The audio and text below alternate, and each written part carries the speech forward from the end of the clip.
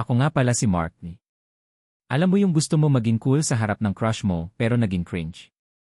So naglalakad ako one time papunta sa school na nakasalubong ko si crush. Sabi ko, this is it, magpapakitang gilas na ako sa crush ko. Kalma lang. Chill walk. Pa-confident pa. Pero biglang na-conscious ako sa kamay ko. Left or right, ilalagay ba sa bulsa? Teka, alin ba? So ayun, nag-freeze ako tapos nag-switch ng dalaw. Parang NPC na may glitch sa animation, walang hiya. Then boom, nagkatitigan kami. Imbis umiwas, napangiti tuloy ako. Pero yung ngiti ko parang ngiting aso. Tapos mumiti rin siya pero yung face niya parang ewan. So ngayon pareho kaming naglalakad. Awkward smile, slow motion, trauma bonding, lahat ng klaseng cringe, sabihin mo na. Yung confidence ko, nawala in 3 seconds.